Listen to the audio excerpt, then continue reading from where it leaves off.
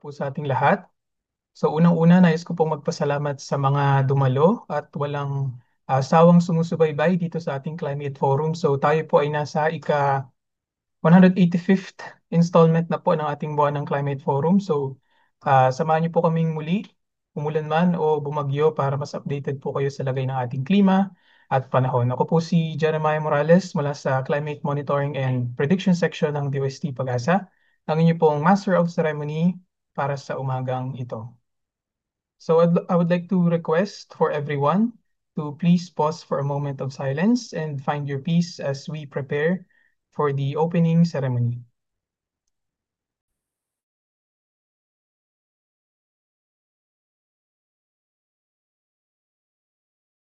Heavenly Father,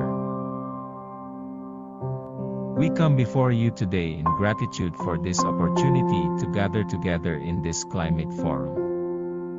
We ask for your guidance and wisdom as we learn and grow together. Recording in progress. Help us to be open to new ideas and perspectives, to be kind and respectful towards one another, and to strive for excellence in all that we do. Give us the strength, focus and determination to stay engaged and motivated throughout this forum. Bless us with the knowledge and skills we need to achieve our goals and to make a positive impact in our communities. We also pray that you bless our families and loved ones, and keep them safe and healthy while we are away. We pray all these things in the name of Jesus Christ. Amen.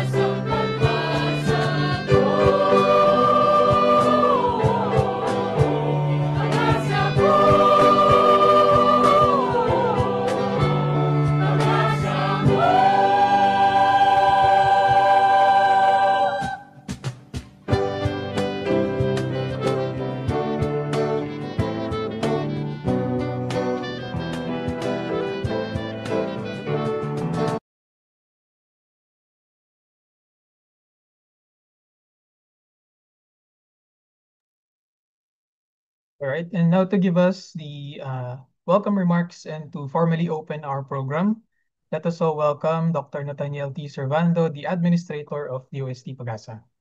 Go ahead po, Doc Nats. Magandang umaga po sa ating lahat, esteemed partners and interested parties from various government agencies, both from at the national and the local government level, unit level, DRRM offices, the private sector, academe, media partners, NGOs, na nandito ngayon sa Zoom platform as well as those watching in our official YouTube and Facebook account. It is with great joy that I welcome you all in today's 185th Climate Forum. Through this forum, we reaffirm our commitment to ensure that weather and climate information are accessible, actionable, and integrated into decision-making across all sectors. As we begin today's forum, let us remember that this gathering is not just about sharing forecasts and data. It is about forging stronger partnerships, exchanging knowledge, and empowering one another to build a more resilient future. This month, we are celebrating the Typhoon and Flood Awareness Week, observed every third week of June under Proclamation number 1535, series of the 2008, to raise awareness and promote proactive measures in addressing typhoon and flood-related hazards. With this year's theme, Kahandaan sa Bagyo at Baha, Solusyon sa Ligtas na Bayan. With today's forum, DOST Pag-asa wishes to promote the Pag-asa National Hydrometeorological Observation Network or PANAHON. It is an interactive platform, no, which provides near real-time information from Pag-asa's weather stations across the country and graded forecasts in any given location of the country, including our forecast and warning information. These upgrades in any given location, these upgrades actually aim to improve public access to accurate weather information and support local planning, risk reduction, and disaster preparedness efforts nationwide. Today's discussion will cover several topics as usual, no? Including weather and dam updates from our colleagues at the Weather and Hydrometeorology Division, a climate review, sub-seasonal forecasts, and the climate outlook from our Climatology and Meteorology Division. Again, I commend our colleagues, not only from the Climatology and Meteorology Division, but of course all the support divisions for sustaining this monthly activity. Of course, to all the participants. Once again, welcome. May we'll have a fruitful and inspiring forum ahead. Maraming salamat at mabuhay pa tayong. Thank you so much. Maraming salamat po, Doc Nuts, for that very warm introduction. So gaya po ng nabanggit ni Doc Nuts, ano? So marami po kaming updates para sa inyo for this morning. So lalong-lalo na po yung sa lagay ng ating klima. So ano na po ba yung ating ENSO status, climate outlook, etc. So i-share niyo po itong forum na ito sa inyong mga kakilala para mas updated po tayong lahat, ano? And before we proceed po sa ating presentations, I would like to request for everyone na nandito po sa Zoom to please open your cameras if kaya po para sa ating photo ops session. Ayan, so habang nagpe-prepare po ating participants, so again on behalf of Pag-asa, so malugod po namin kayong wini-welcome for today's event and i-acknowledge lang po natin yung participation ng ating attendees for today's forum. So unang-una sa listahan yung mga regular attendees natin sa forum, yung iba't ibang mga local government units sa iba't ibang parte ng Pilipinas. So nationwide po ito, mga disaster risk reduction and management offices, the Philippine Navy, Philippine Air Force, the OCD, mga regional offices po kasama dyan, as well as mga regional offices ng DA, Agricultural Training Institute, the Climate Change Commission, the PWH, mga GOCCs. And of course, hindi po natin malilimutan yung mga non-government organizations natin and mga civil society organizations. And of course, yung mga live viewers po natin sa Facebook and YouTube channel. So, ayan. So, mukhang ready na po ang ating participants for our photo op session.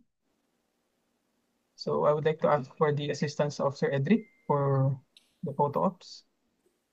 Hello, good morning po sa ating lahat. Ready lang po. Smile lang po.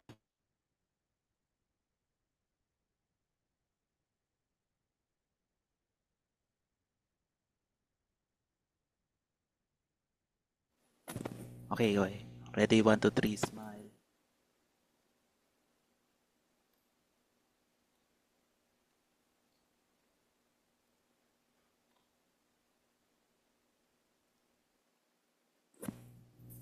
Next page po.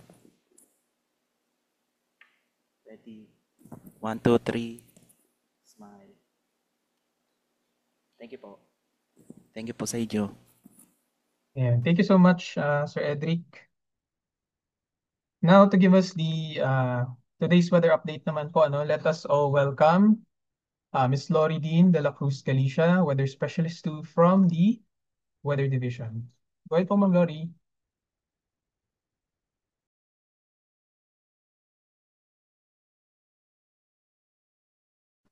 Good morning po. Okay, let me share lang po my screen.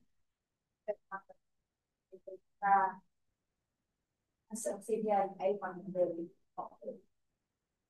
Actually, wala namang right. Visible naman na Sir Jerem ang Yes po, ma'am. presentation po. Yeah, thank you.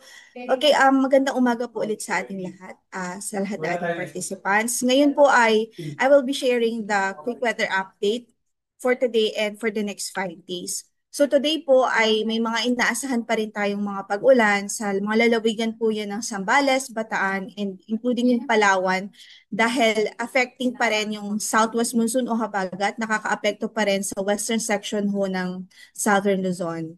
So kung makikita niyo po sa ating latest satellite, medyo makakapal pa rin ang ulap pero offshore, karamihan ay offshore o nasa dagat po yung mga pag-ulan.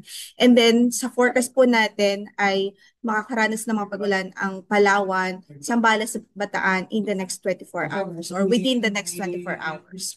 The rest of the country, sa Metro Manila po at sa natitirang bahagi ng bansa, wala po tayong inaasahang malawakang pag-ulan sa araw na ito maliban sa mga isolated o mapulupulong mga thunderstorms, mostly in the afternoon po or evening. And then yung low pressure area po na minomonitor natin for the past few days, update lamang po doon, nakalabas na po yun ng ating area of responsibility kagabi at around 8 p.m. And then paglabas po niya ay nag-intensify din po ito into a tropical depression. So far, ang kanyang update ngayon ng kanyang location, huling nakita yan kaninang 8 a.m. sa layong 610 kilometers kanluran ng Sinait, Ilocos Sur. Taglay po nito ang lakas ng hangin umabot so 45 kilometers per hour near the center at gustiness na 55 kilometers per hour. Ang kanyang pagkilos ay pahilagang kanluran sa bilis na 15 kilometers per hour. Sa kasalukuyan po, wala po itong direktang epekto sa anong bahagi ng ating mga kalupaan. At ini-expect natin, based po sa ating forecast at latest analysis, posible na itong bagyong ito na nasa labas ng FAR ay pumunta po doon sa southern China. Pero ang maganda din po ay mag-monitor pa rin po tayo sa maging updates ng Pag-asa since isasama po, include natin itong tropical depression doon sa ating public weather forecast. Naka-incorporate po ito. So, para naman po sa ating gale warning or para sa kalagayan po ng ating karagatan, so far sa ngayon wala po tayong gale warning na nakataas sa mga bahagi ng ating mga baybaying dagat. Medyo pinag-iingat pa rin natin though yung mga kababayan natin dito sa western section ng Luzon dahil nga po prevailing yung habagat ngayon. Ibig sabihin may mga pagkakataon na moderate o katamtaman yung kanyang pag-alon at pwede pong umabot sa 2 meters yung wave height natin o yung taas na alon na ma-experience dito sa western section of Southern Luzon. Kaya konting ingat pa rin po, especially sa mga gumagamit po ng maliliit na sasakyang pandagat. Then para naman po sa ating 5-day forecast scenario, so today, yung low pressure area nga na na-develop into a tropical depression outside PAR ay yung effect po niyan pwede pong malesen o medyo malesen na po today dahil nga po sa pagkaka-develop ng tropical depression outside PAR. So kumbaga medyo na-deflect yung concentration po ng hangin na habagat papunta doon sa tropical depression papalayo po sa ating landmass. So kung papansin nyo kanina, kaya yung mga pag-ulan ay offshore o karamihan ay nasa dagat sa ngayon. And then, cloudy pa rin ang ina-expect natin within the next 24 hours sa Zambales, Bataan at Palawan dahil nakikita po natin na yung southwest o habagat na ito ay magpapaulan pa rin dito sa mentioned areas.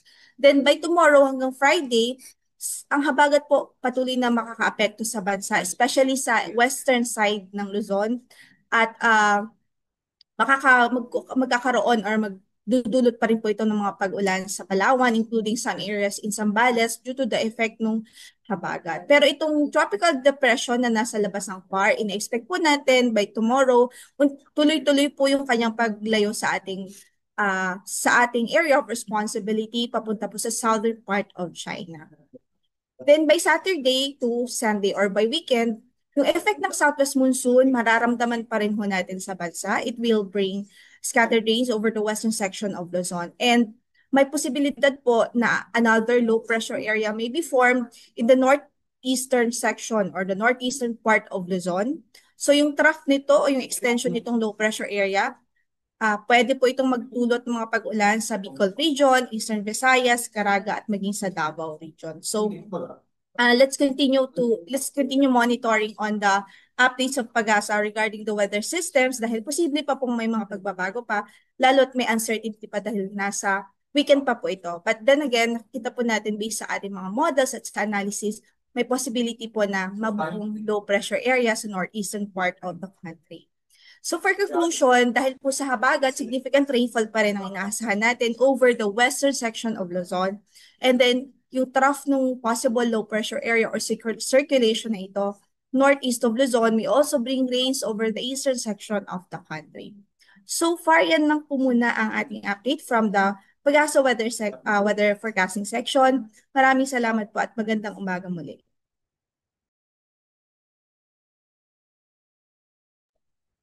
And thank you so much, Ma'am Lori, for giving us the weather updates. So, once again, ulitin ko po so patuloy po tayong mag-antabay sa mga updates ng Pag-asa tungkol sa ating panahon. So, if meron po kayong question sa ating resource person, kay Ma'am Lori, so available po siya later sa ating open forum. And now, to give us naman po yung status ng ating mga binabantayang dams and watersheds dito sa Pilipinas, let us all welcome Mr. Jason Bausa, Weather Facility Specialist 2 from our Hydromet Division. Sir Jason. Good morning po. Share ko lang ang aking presentation. Good morning, sir. Good morning po. Na-share ko lang ang aking presentation. Okay na po. Yes, sir. Go ahead po. Apo. Share. Slides.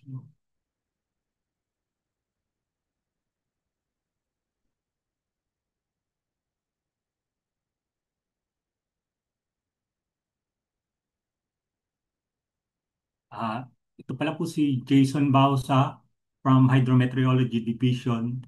I'm presenting Climate Forum for June 25, 2025. Angat Dam in North Sagaray, Bulacan, just below Pampanga River Basin, its normal height is 210 meters for today.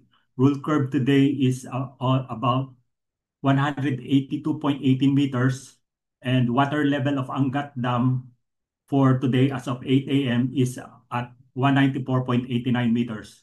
The graph shows in black trend line, which is this year 2025, shown gradually going down due to the summer season, and rain is less likely to occur in this month.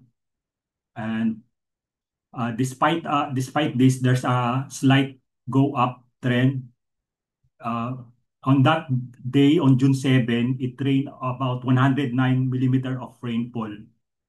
That's why it's gradual going up. Then, Angat Dam forecast for July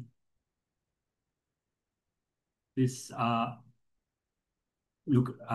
is about 4 to 7.3 millimeter for July forecast rainfall. And dam allocation is 82 cubic meters per second. And expected reservoir water level this July to reach 199.72.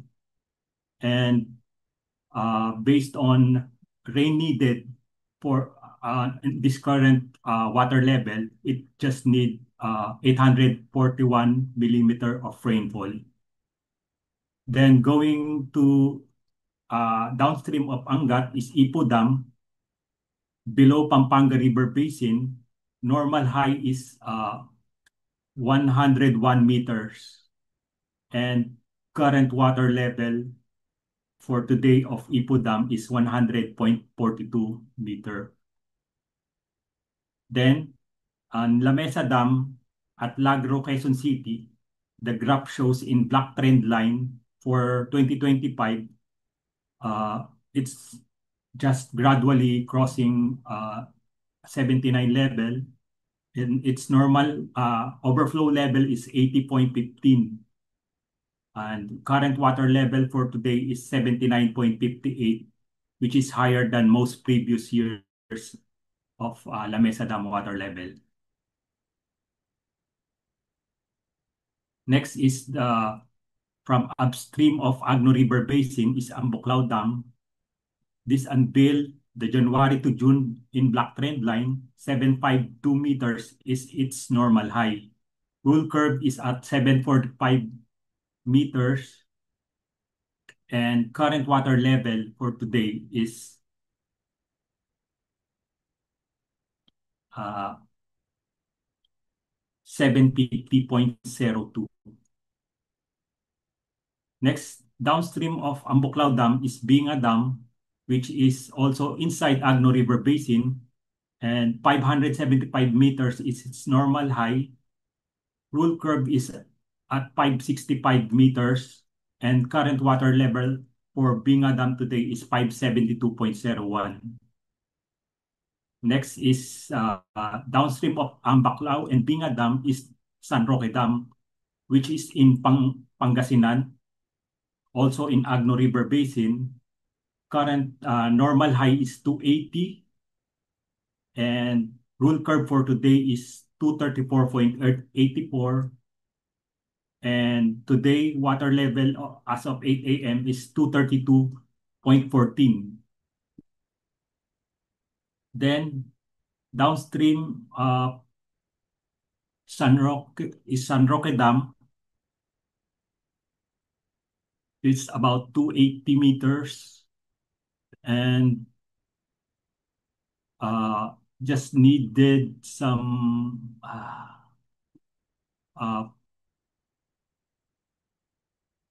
forecast rainfall is 455 millimeter of rain, and dam allocation is 40 cubic meters per second. Expected reservoir water level is 2.55 meters, and normal high, to reach normal high, it just need 1,543 millimeter of rainfall. Next is the Pantabangan in Pampanga River Basin. The black trend line unveils to 2025 current water level, and its normal high is 216 for this month. And rule curve for today is 204.08. And water level today is 189.43 meters. Forecast for July precipitation is about 319 mean rainfall. And dam allocation for July is also 240 million cubic meters or 90 cms. Water level is expected to increase up to 192 meters. To reach normal high, this dam still needed 1,999.7 millimeter of rainfall. So it's expected to go up for July. Next is Magat Dam in Ramon Isabela. The black trend line shows 2025 current level, and 190 meters is its normal high, and rule curve for today is 175.21 meters. Water level of Magat Dam today is 176.3 meters. Forecast for July, mean rainfall is at 355 millimeter of rain, and dam allocation for July is at 508.96 million cubic meters. It expected to reach normal high within this month. And currently, rain needed to reach normal high is about 255 millimeter of rainfall.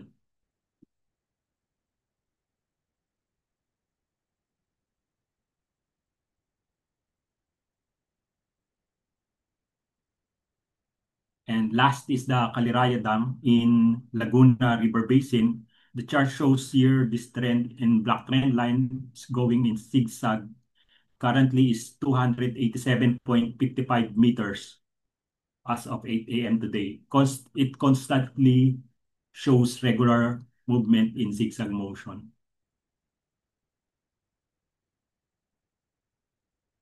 And that's all for HMD Pag-asa po. Salamat.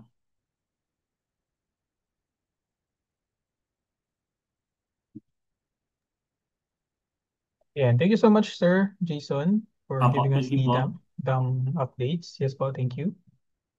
So araw-araw po itong updates na ito na binibigay ng ating mga hydrologists dito sa Pag-asa para po dun sa lagay ng ating dams and watersheds. So once again, patuloy lang po kayong tumutok sa mga updates na iyan. So lalong-lalo na po yung mga kababayan natin na maaring maapektuhan nung pagbukas ng ating mga dams. So if meron po kayong questions sa ating mga naunang speakers, mamaya po sa open forum, sagutin natin yun. And now, to give us naman po yung review ng ating climate conditions. So balikan natin yung mga nangyaring significant climate events last month until June 23, 2025. Let us all welcome Ms. Joanne May B. Adelino, weather specialist from the Climatology and Agrometeorology Division. Joanne. Thank you for that introduction, Jerem. So good morning po sa ating lahat. So let me share my screen po muna.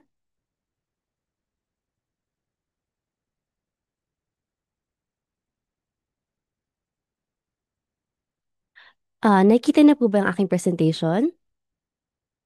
Alright. So muli magandang umaga po sa inyo lahat. Ako po si Joanne Adelino mula po sa Climatology and Agrometeorology Division ng DOST Pag-asa. At samahan niyo po akong balikan kung ano nga ba yung mga significant weather and climate events na naganap po noong nagdaang buwan ng Mayo hanggang ngayon pong June 22, 2025. So, ito po yung yung outline ng aking presentation. So, bibigyan po natin ng konting overview yung ating recent ENSO condition at babalikan din po natin yung mga significant weather systems na nakaapekto po sa ating bansa dun po sa ating period na binanggit kanina from May to June 22. And also yung ating climate assessment at short summary ng aking presentation. So, for the first part po, every month po tayo ay nagre-release ng monthly climate outlook and advisory. So, dyan po nakasaad din yung ating assessment sa weather and sa rainfall and temperature, as well as po yung ating recent ENSO conditions. So, base po dito, ang ENSO conditions po ay nananatili pa rin sa neutral dito po sa may Central at Eastern Equatorial Pacific, at ito po ay naasahan na magtatagal pa rin po hanggang sa August, September, October 2025 season. So yung mas updated po na conditions po ay atin pong matutunghayan at isi-share po sa atin mamaya sa ating climate outlook. So bukod po riyan, tayo rin po ay nakapag-issue ng dalawang press release. So unang-una po is noong May 30 kung saan formal na po nating idineklara ang pagsisimula po ng southwest monsoon o habagat sa ating bansa. At nung June 2 naman po, atin naman pong idineklara naman ang onset of the rainy season. So ito naman po yung mga weather systems na nakaapekto sa ating bansa from May to June 22. So ito po, we have the easterlies, intertropical convergence zone or the ITCZ, mga frontal systems, at marami-rami pong low pressure areas. And we also have the localized thunderstorms, ridge of high pressure area, southwest monsoon nga po, at ang nagkaroon din po tayo ng kauna-unahan nating bagyo for this year, which is the tropical depression Auring. So medyo saglit lang din po siya nanatili dito sa loob ng ating Philippine Area of Responsibility. So, balikan na naman po natin. Ito pong Intertropical Convergence Zone ay nakapagdala po ng malawakang pag-ulan, lalong-lalo na po sa may Mindanao area. So, ito po ay nag-cause ng malawakang pagbaha, pati na rin po ng landslide sa iba't ibang lugar. At damage din po ito ng ilan sa ating mga crops. So, tingnan po muna natin kung ano nga ba itong ITCZ para alam po natin kung bakit siya nakakaapekto sa ating bansa. So, ito pong Intertropical Convergence Zone o ITCZ ay isa pong region malapit sa ating equator kung saan nagtatagpo po yung mga trade winds natin tinatawag mula sa northern at southern hemisphere. At ito pong convergence po na hangin na ito ay nagpupush po ng mainit at moist na hangin papataas. So, kapag po merong ganyan, nagkakaroon tayo ng convection, nagkakaroon ng cloud formation, at ito po mga clouds na ito ay nagdadala ng malawakang pag-ulan o kaya ng thunderstorms dun sa mga nadadaanan po ng ITCZ. At ito pong lokasyon ng ITCZ natin na ito ay nag-shift po or nagmamigrate either southwards or northwards, kasabayan nga po ng pagbabago ng ating mga season. So ito lang po itsura niyo po sa ating satellite imagery. So ito pong ITCC ay maaari po nating makita as a band of clouds po. Pwede siyang maging mahaba po like this sa first image natin or pwede rin siyang clustered. At ito po mga nadadaan ng lugar po nito ay nakaka-experience po ng mga intense na thunderstorm o kaya ng mga malawakang pag-ulan. Kaya naman nakaranas po yung Mindanao ng pag-ulan po at pagbaha. Hanggang ngayon po, ayan po. So, bukod po riyan, meron din tayong tropical depression Auring nga po. Even though sasaglit lamang siya nagstay dito sa ating Philippine Area of Responsibility, bago po siya naging isang ganap na tropical cyclone, kahit LPA pa lang po siya ay nakaapekto rin po siya sa ating bansa dahil na-enhance niya po yung ating habagat o yung southwest monsoon. So ayon nga po sa NDRRMC, yung combined effects po ng enhanced southwest monsoon at nung dalawang LPA po na ating na-monitor nung panahong ito ay nakapagtala rin po, nagdulot po ng 3 casualties at nagkaroon din ng mga pagbaha sa ilang mga areas sa may Central Luzon, sa may Zamboanga Peninsula, sa Davao Region at sa may Sorsogon. At itong mga pag-ulan din po ay nagdulot din ng mga rain-induced landslides, lalo-lalo na po sa may Mindanao area. Bukod po diyan, dahil din po sa ating southwest monsoon o habagat, noong June 6 po ay nakapagtala tayo ng malawakang ng flash flood po dito sa may San Jose del Monte, Bulacan po. Dahil nga po sa malakas na pag-ulan, meron pong lugar dito na nag-overflow yung creek at nagdulot nga po ng flash flood sa ilang mga lugar po doon. At bukod po dun sa Bulacan, itong mga nakarang araw nga rin po dahil nga po sa pagbabalik po ng ating southwest monsoon o habagat, nagkaroon po ng mga pagbaha dito sa Maynila, pati na rin po sa QC, lalo-lalo na rin po no isang araw na nagdulot nga rin po ng malawakang traffic. Para naman po sa ating rainfall assessment, For the month of May po, makikita po natin dito na malaking bahagi ng ating bansa ang nakaranas ng near to above normal rainfall conditions, maliban na nga lang po sa ilang bahagi ng Luzon na nakaranas naman ng below normal rainfall.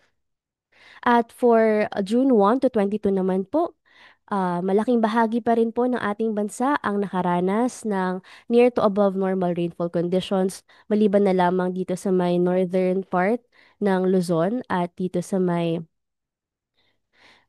western part. Ngunit ito pong ating mapa na ito ay maaari pang magbago dahil maaari pa po tayo makatanggap ng mga pag-ulan sa mga natitirang araw po ng June. Para naman po sa ating temperature assessment, nitong nagdaang buwan ng Mayo, tayo po ay nakaranas ng near average to above average mean surface air temperatures across the country, except nga lang po sa ibang areas na nakaranas naman ng slightly below to below average mean surface air temperatures. At para naman po sa ating highest temperature na na-record noong May, we have 39.2 degrees Celsius po na na-record po sa may Isu, Etiague, Isabela, noong May 24. At dito naman po sa may National Capital Region, we have 37.2 degrees Celsius po sa may Naiya, Pasay City noong May 9. At para naman po sa ating lowest temperature, nakapagtala po tayo ng 15 degrees Celsius sa may BSU La Trinidad noong May 9 at 23.2 degrees Celsius naman sa may Naiya, Pasay City noong May 13. At para po sa month of May, wala po tayo na record na nakapag-surpass ng extreme record for the maximum and minimum temperature. At para naman po sa temperature assessment for June 1 to 22, tayo pa rin po ay nakaranas ng near average to above average surface air temperatures across the country, maliban na nga lang po sa ilang lugar na nakaranas naman ng slightly below to below average surface air temperatures. At para naman po sa highest temperature na na-record, we have 39.0 degrees Celsius sa may Etiague pa rin po noong June 3, and we also have 36.2 degrees Celsius sa may Naiya, Pasay City noong June 15. At para naman po sa ating lowest temperature, we have 16.4 degrees Celsius sa may BSU La Trinidad noong June 6 at 24.5 degrees Celsius naman sa may Science Garden, Quezon City noong June 7. Bukod po diyan, balikan lang din po natin yung ating heat index. So, yung top 5 heat index computed po natin for the month of May ay ito po. So, ang pinakamataas po natin na itala ay 48 degrees dito sa may Dagupan City, Pangasinan noong May 20, 2025. Tapos po, since nga po nag-start na ang ating rainy season, ang issuance po natin ng heat index forecast ay temporarily suspended po at ito po ay muling magbabalik sa March 1, 2026 na magko-coincide po sa pagsisimula ng ating hot and dry month sa malaking bahagi ng ating bansa.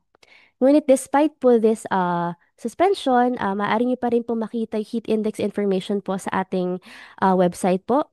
Ito pong information na to ay nanggagaling naman sa ating mga automatic weather stations at pwede rin po nating tingnan yung ating interactive heat index mapping and prediction tool sa ating website. So, as a summary po for my presentation, for the month of May po, for rainfall, generally above normal rainfall conditions po ang naranasan sa malaking bahagi ng Visayas at Mindanao, while near normal to above normal rainfall conditions naman ang naranasan sa malaking bahagi ng Luzon, except in some portions po ng Cagayan Valley, ng Cordillera Administrative Region at Central Luzon na nakatanggap naman po ng below normal rainfall. Para naman po sa temperature, near average to above average mean surface air temperatures ang na-observe po natin across the country, except po sa ibang areas na nakaranas naman ng slightly below to below average mean surface air temperatures. And then for June 1 to 22, 2025, near to above normal rainfall conditions naman po ang naranasan sa malaking bahagi ng ating bansa, except na lang po sa ilang bahagi ng Northern Luzon, Ilocos Region at Western Visayas na nakatanggap naman po ng below normal rainfall. And then for temperature po, generally near average to warmer than average mean surface air temperatures ang na-observe po natin across the country, except sa ibang areas po na nakaranas naman na slightly cooler to cooler than average temperatures. So, i-plug ko lang din po, ang amin pong section ay nagko-conduct din po ng monthly and daily monitoring ng rainfall and temperature at maaari niyo po siyang ma-access sa ating official website ng DOST Pag-asa or by scanning the QR codes shown here. Ayun lamang po, maraming salamat po sa inyong pakikinig.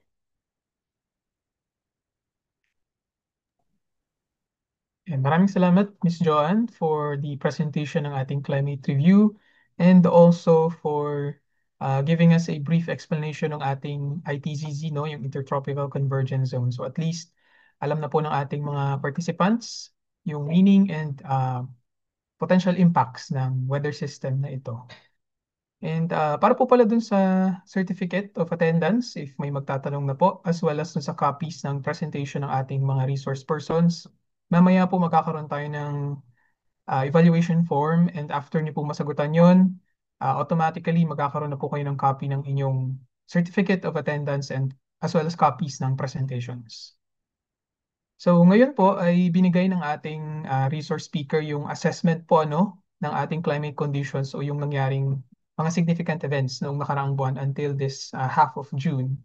So now, ibibigay po ng susunod nating resource speaker yung ating subseasonal to seasonal forecast. So let us all welcome Ms. Remedios L. Shervo, Senior Weather Specialist of the Climate Monitoring and Prediction Section.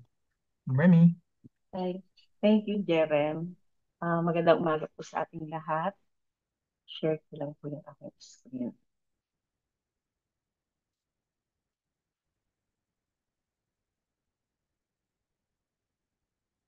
Okay na po ba yung aking screen, Sir Jeren? Ito na po. Yes po, ma'am. Okay na po. Again, good morning. Present ko lang yung subseasonal to seasonal or S2S climate forecast. Outline ng presentation ko, muna i-discuss yung what is subseasonal to seasonal S2S forecasting. And then the sources of predictability of S2S or particularly MJO, and the S2S forecast at lastly ang summary. For the sub-seasonal predictions, ito yung nagko-contribute to fill the gap between weather and seasonal time scales. When we say weather prediction, we're in yung forecast niya for the daily weather forecast, tropical cyclone forecast ay naglalast ng 1 to 14 days. Then yun namang seasonal prediction, 1 to 6 months or up to 1 year. Ito ngayon yung pinipil ni S2S, wherein it is a time average climate forecast kami time scale ng 2 weeks up to 2 months. And the goal is to improve the forecast skill and understanding on high impact weather events such as rainfall and tropical cyclones. Main sources of SOS predictability over the maritime continent, yung both the MJO and ENSO are important sources of SOS skill. Dito makikita natin video adapted from DOM. Yung MJO is an eastward moving disturbance of clouds. Makikita natin dito. Ito yung clouds, winds, rainfall, and pressure that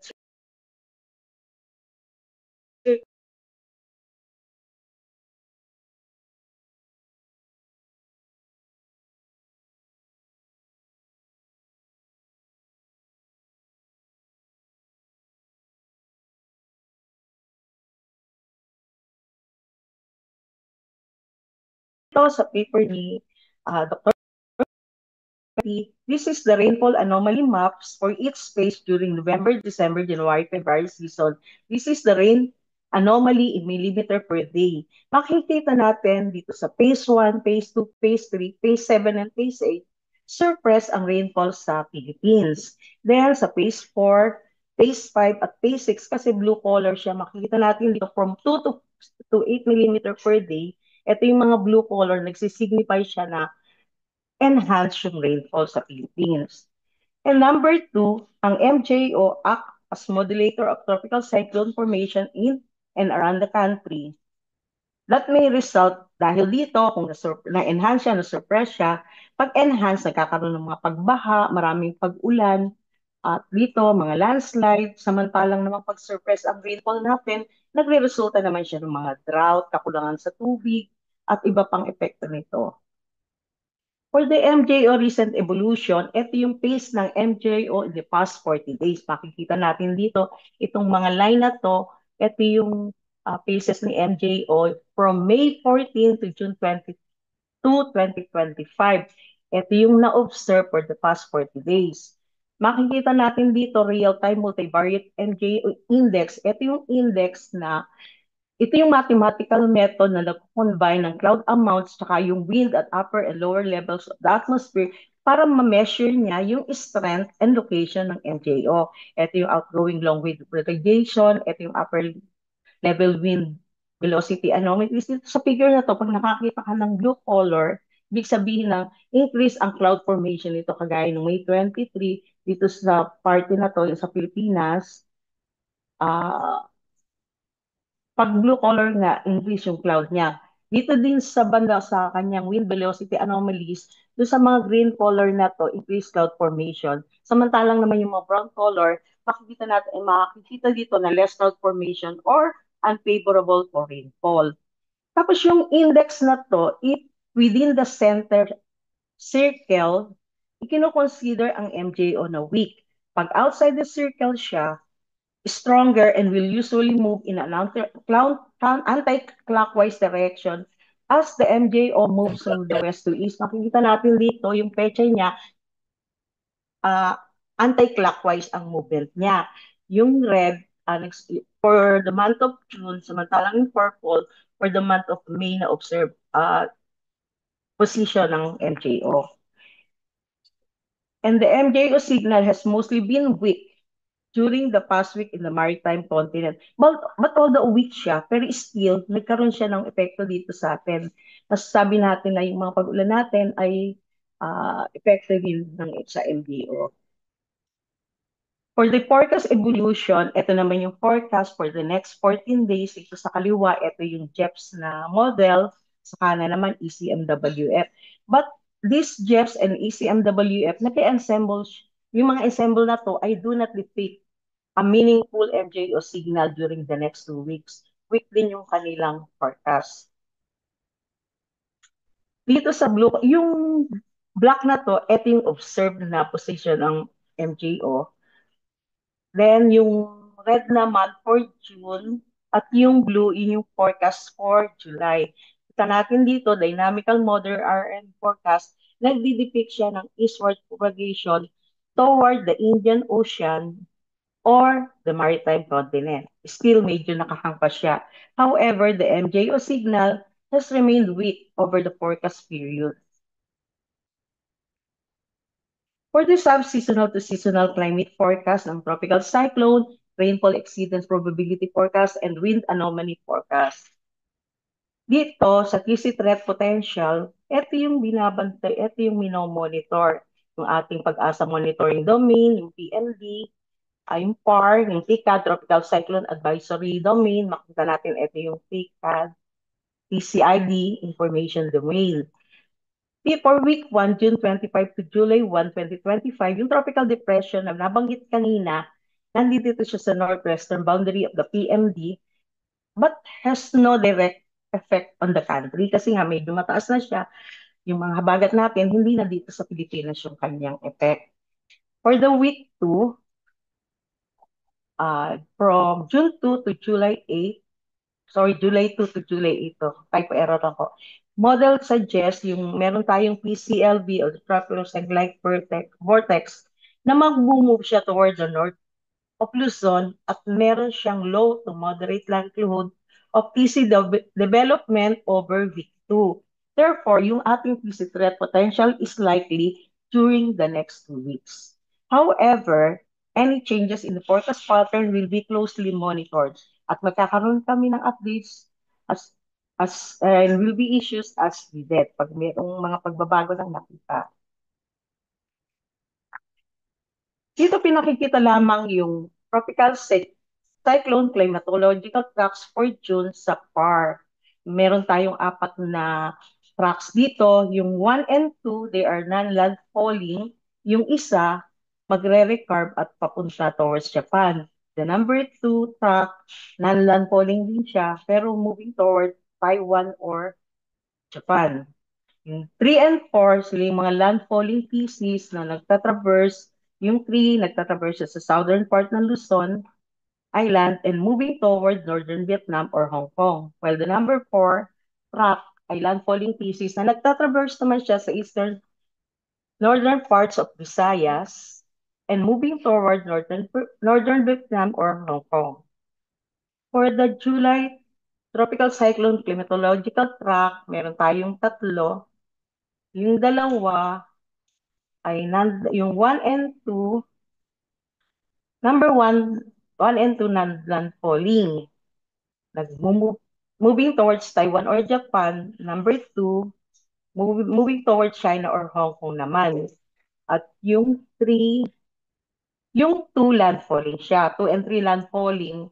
Then yung 3, nagtatraverse siya sa northern central parts of Luzon Island moving towards Vietnam. Next is the rainfall exceedance probability forecast from July 25 to July 1, 2025. Dito sa mga rainfall maps na to, pinakikita, ano ba yung chance? Gaano ba kataas yung chance na mag-exceed siya ng 50 mm, 100 mm, 100 mm, at 200 mm na rainfall? For 50 mm rainfall na probability, high to very high ang chance niya na mag-exceed siya ng 50 millimeter over Ilocos region. Ito yung mga blue, red color kasi mataas yung chance niya, up to 100%. Yung dito naman from blue, light blue to green, sa left side naman, ito yung chance niya for 5 to 50% to 60%. Kaya yung mga reddish color. High to very high siya, Ilocos region, CAR, sa Nueva Vizcaya, Central Luzon, and most of Central Mindanao. The rest naman ay moderate to high ang chance niya. Then, for the 100 millimeter, ito lang makikita natin red, ito yung moderate to high over most of Northern Luzon and Zambales. Low to moderate over the rest of Luzon and low over the rest of the country kasi nga puti yung color niya up to light green. Same with probability na mag-exceed siya ng 150 millimeter, high to very high over Mountain Province and Ifugao. Low to moderate naman over the rest of Northern and Central Luzon, this one, at low over the rest of the country. Sa chance niya, maliit yung chance niya na mag-exceed siya ng 200 millimeter. For week 2, July 2 to July 8, ang chance niya na mag-exceed ng 50 millimeter ay mataas, high to very high over the western section of northern and central Luzon, moderate to high naman over the rest of Luzon and Antique, at the rest low to moderate over the rest of the country. For the chance to exceed 100 millimeter, moderate to high over Ilocos region dito sa western part niya, Abra, Benguet, most of central Luzon. Kita niyo yung color niya from blue to red to orange to red. Then low to moderate over the rest of Luzon at moderate naman siya. Low naman siya over the rest of the country. For the 150 millimeter chance, moderate to high sa western part niya, low to moderate over the rest of central Luzon, and mababa ang chance niya na mag-exceed ng 150 sa natitirang bahagi ng bansa. For 200 millimeter, moderate ang chance niya sa Pangasinan, sa Bales and Bataan, low to moderate over most of western Luzon, at sa natitirang bahagi, maliit ang chance din. The week 1 and week 2 forecast for the wind forecast ng JEPS, same period for the next 2 weeks, from June 25 to July 1, yung forecast suggests na yung southwest monsoon will likely affect Western Luzon and Western Visayas during the forecast period. Samantalang dito naman for week 2, yung southwest monsoon naman ay makakaapekto sa buong bahagi ng bansa during the forecast period. Para naman yung mga binanggit ko kanina, kung gusto nyo hanap, available to sa aming website. For the tropical cyclone TC threat potential, nakikita natin siya under yung dito sa under yung tropical cyclone TC threat potential, at eto nga yung lalabas yung ating mapa na pinakita kanina. And for the rainfall exceedance, Dito lang sa drop-down menu ng climate, under climate prediction, meron siyang pwedeng piliin na subseasonal, then makikita nyo na yung mga forecast natin. Rainfall exceedance probability forecast. Ito naman po yung kanyang site. Yun lamang po at maraming salamat. Maraming salamat sa pakikinig. And then back to you, Chair. Thank you. And thank you so much, Ma'am Remy, for giving us the S2S forecast. So ang next update po nito ay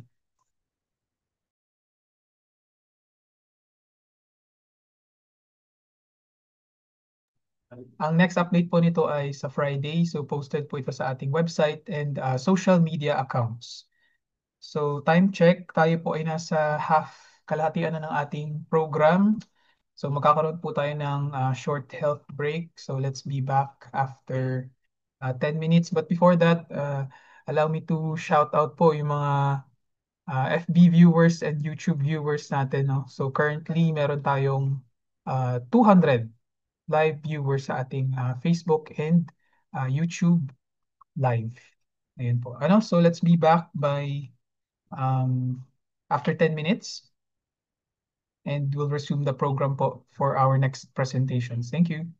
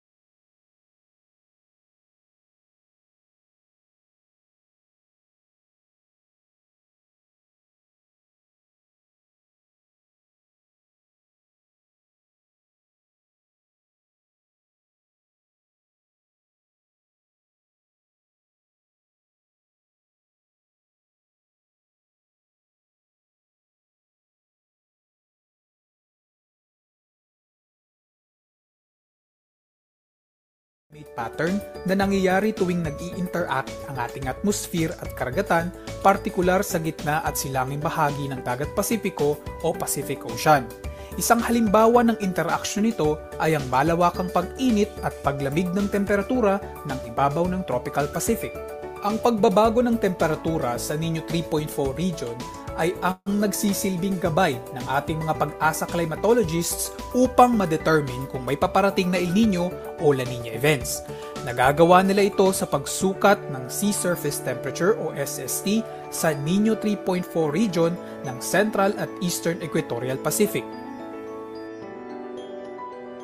Ang El Nino at La Nina ay parehong parte ng yugto ng El Nino Southern Oscillation o ENSO.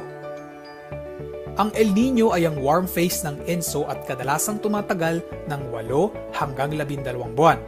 Ang isang El Nino event ay karaniwang nangyayari kada 2 hanggang 7 taon. Samantala, ang malalakas na El Nino ay kadalasang nangyayari kada 10 hanggang 15 taon.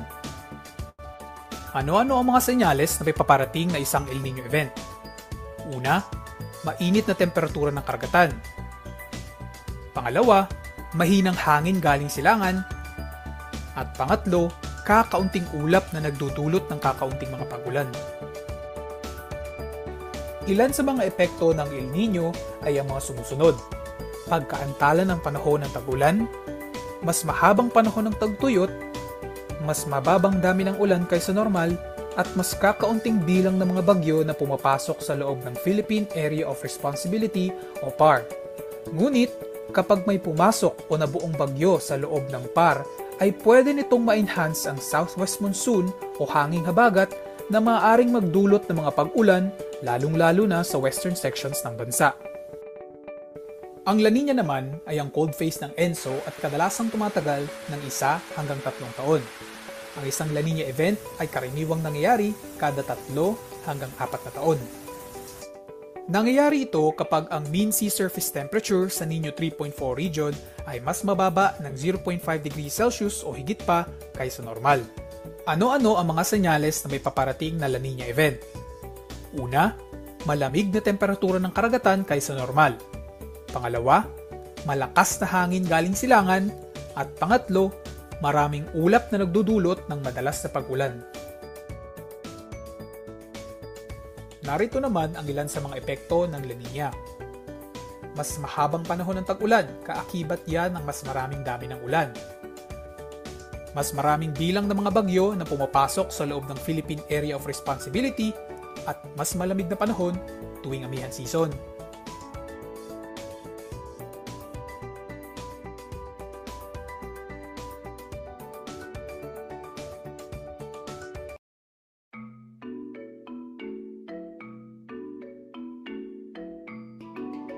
Ang ENSO Alert and Warning System ng DOST Pag-asa ang siyang nagbibigay babala sa ating mga kababayan kung posible ba ang isang El Nino o La Nina event.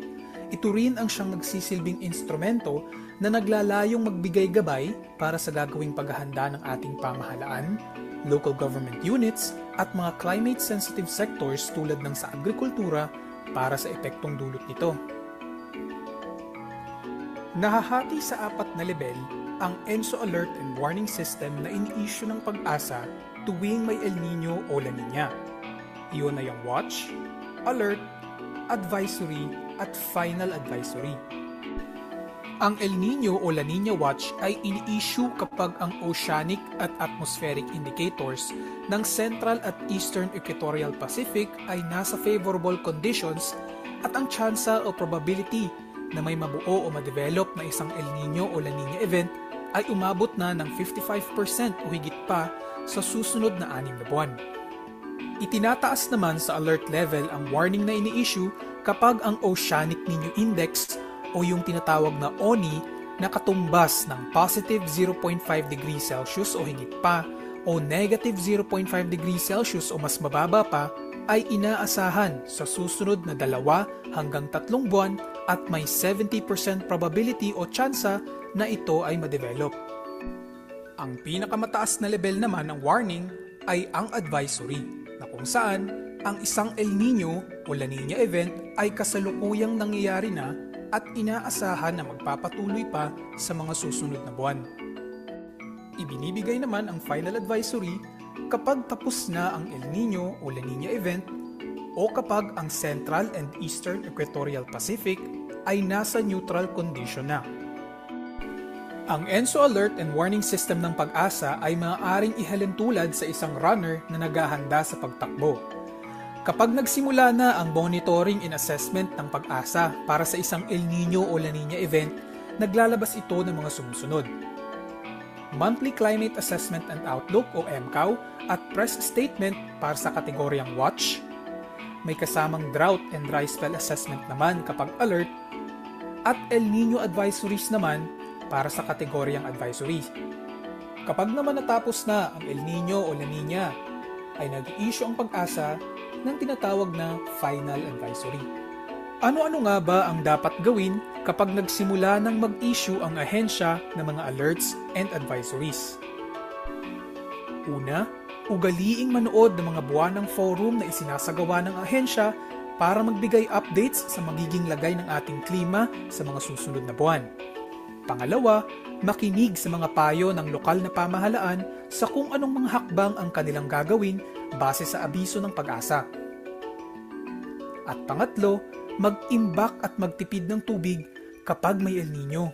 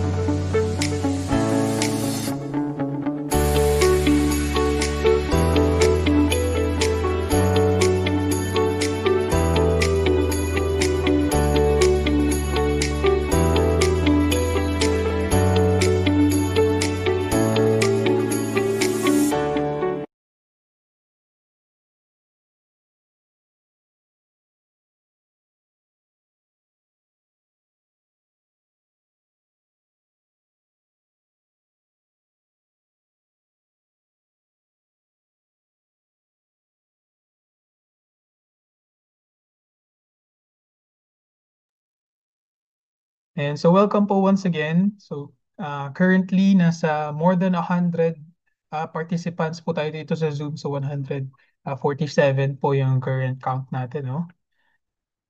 So check ko lang po, andito na po ba tayo sa Zoom? Nakabalik na po ba participants natin? Thumbs up naman po or react tayo dito.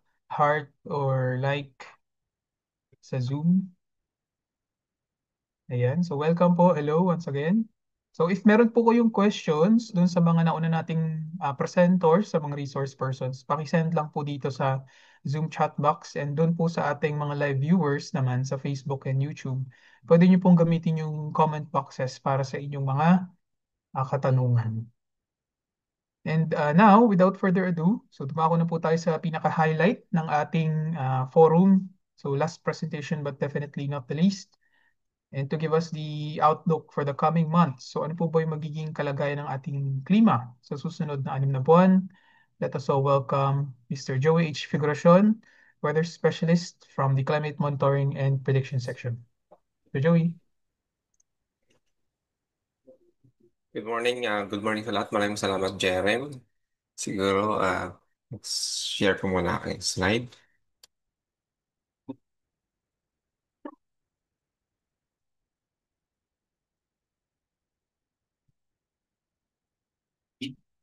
Nakita na po. Yes sir, visible na po. Okay, atin pong pag-uusapan ngayon yung climate outlook o yung forecast ng ating klima sa susunod na 6 na buwan starting July ngayong taon hanggang December 2025. So ito po yung ating pag-uusapan or outline ng ating discussion.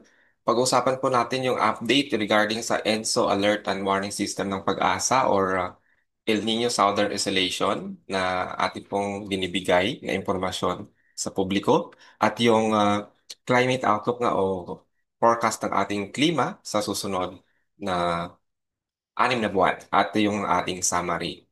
So unahin po natin ang anong nangyayari ngayon sa Pacific in terms of ENSO. So ito po yung ating monitoring kung anong nangyayari po dito sa Nino region na tinatawag natin. Okay.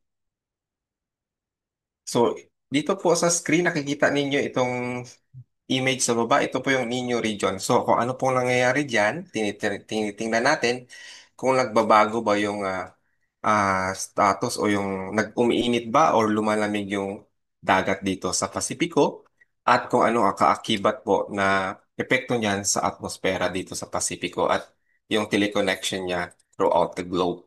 Now, sa indicator po natin na ginagamit kung anong nangyayari sa dagat ay sa kasalukuyan yung SST o yung init or sea surface temperature po ng dagat dito sa Pacific. And nakikita po ninyo yung pula ay ibig sabihin or yung orange ay may deviation or mas init kaysa sa usual po siya.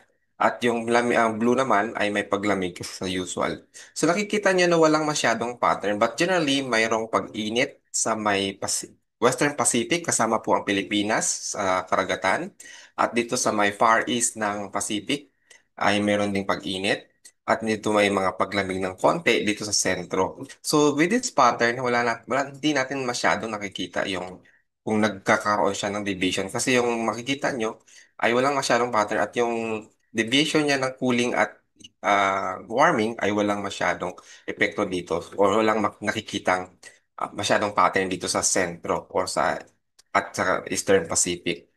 At generally, this pattern ay nagko-conclude na nasa neutral condition tayo in terms of oceanic indicator at atmospheric indicator. So makikita nyo dito na generally mainit talaga ang ating karagatan kahit nasa neutral phase tayo. Kung nakikita nyo kanina o napanood nyo yung video ng ENSO Alert and Warning System ng Pag-asa, in-explain po doon kung ano yung mga phases, anong nangyayari sa mga yugto na yon ng ENSO. So generally, mainit talaga tayo during neutral phase.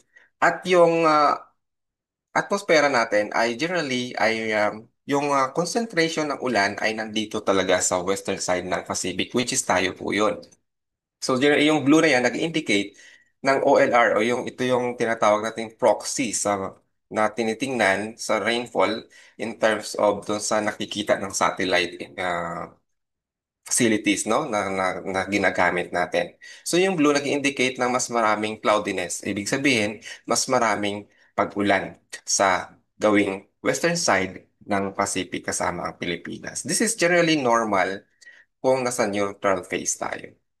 Now, titingnan natin yung progression throughout in the past months, no? Makikita natin dito yung mga region pa rin. So, in the last week, no, last uh, uh, week natin, nakikita na nagkakaroon ng ito yung mga departure sa mga karaang linggo, no?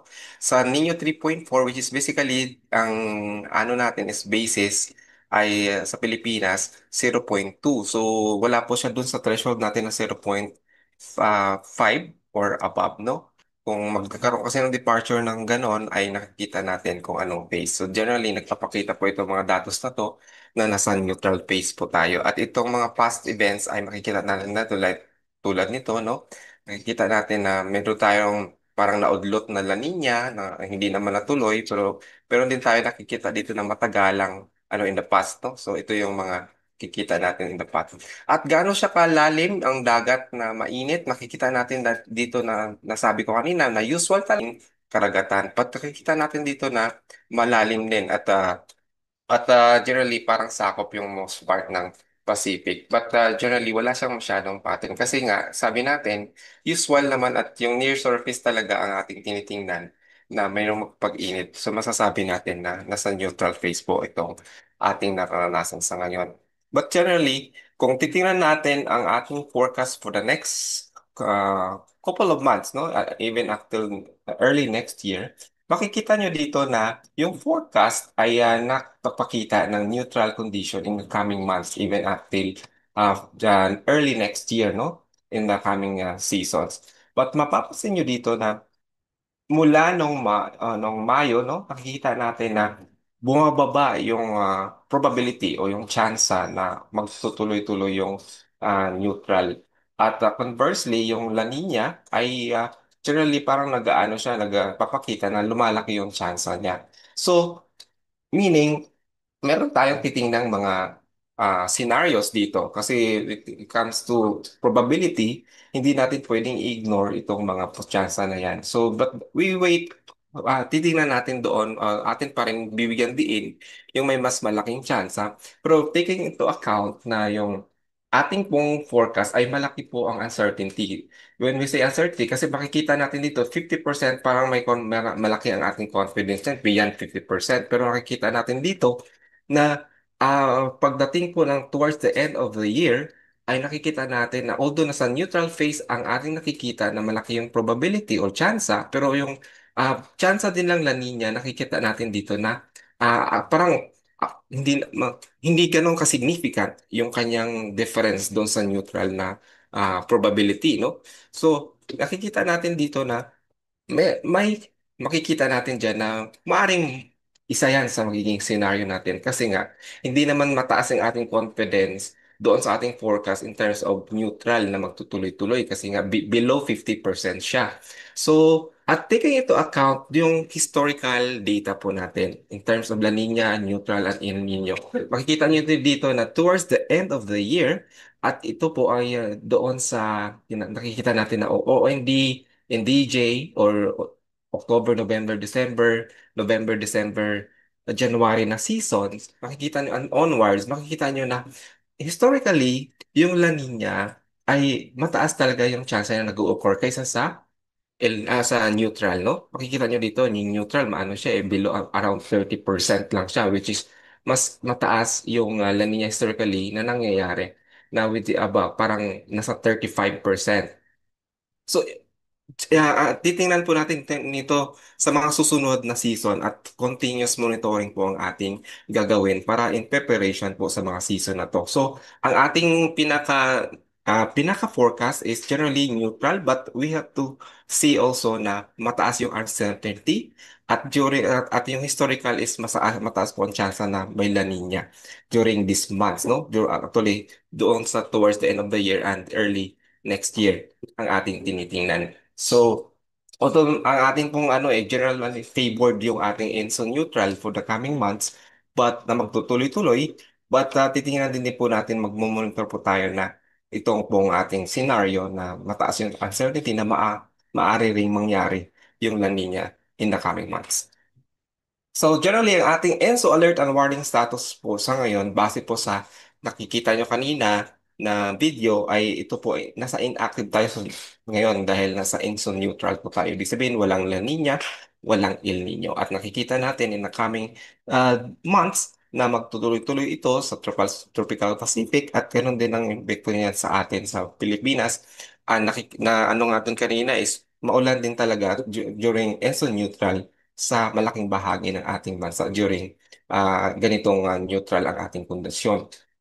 At magtutuloy-tuloy po yan base sa climate models. Although tinitingnan natin na meron ngang possibility din na may na magkaroon ng linya pero atin pong i-monitor yan in the coming issuance ng ating forecast. So atin po itong tinitingnan itong mga na ito datos dahil po ang ENSO or El Nino Southern Oscillation ay isa po siyang climate driver natin. So kanina po, banggit doon sa video na pinaparami niya or pinapakonti ang ating ulan at bagyo or pinapainit niya tayo or pinapalamig ang ating klima. So tingnan po natin ang outlook natin in terms of rainfall, temperature at tropical cyclone in the coming months at ano yung mga weather system na apekto sa atin at in terms of these parameters, no?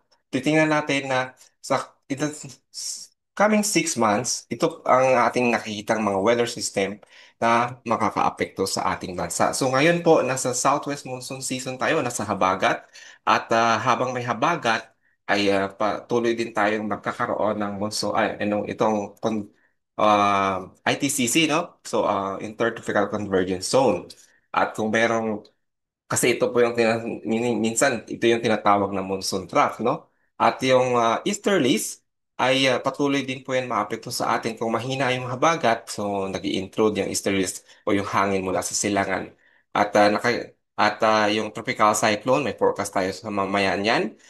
LPA or mga low pressure areas, actually itong localized thunderstorms, generally nagpapaulan po ito sa malaking bahagi ng ating bansa na lalo-lalo na ngayon na mas pronounced ang convection o nasa rainy season tayo.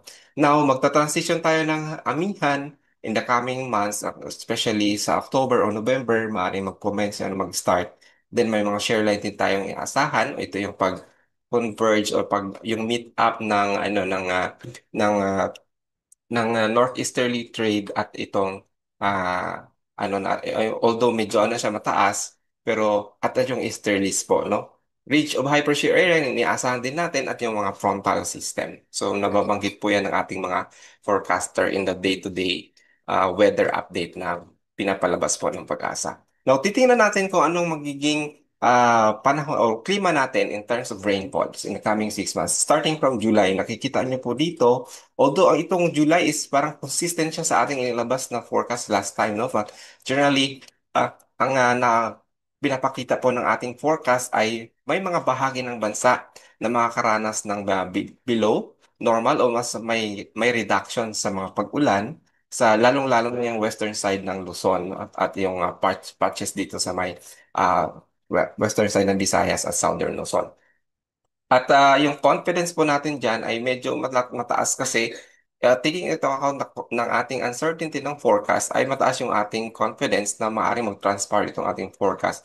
Dahil nakikita din natin sa ating probabilistic forecast na ganon, veering towards that scenario ang ating nakikita. Now, the rest of the country, including Visayas at Mindanao, ay near to above normal ang ating nakikita o mas marami kaysa sa usual. But generally, malaking bahagi ng ating bansa, near normal, 62 provinces ang maaari na magkakaroon ng near normal o usual lang na pag-uulan.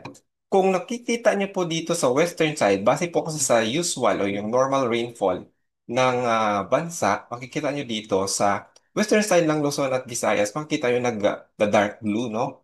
So ito yung usual. Actually, mga nasa 300 to 500 millimeter of rainfall. Usual po yan. So ibig sabihin, usual po talaga na maulan kasi itong western side ng Luzon at Visayas kasi ito yung mas naapektuhan ng habagat.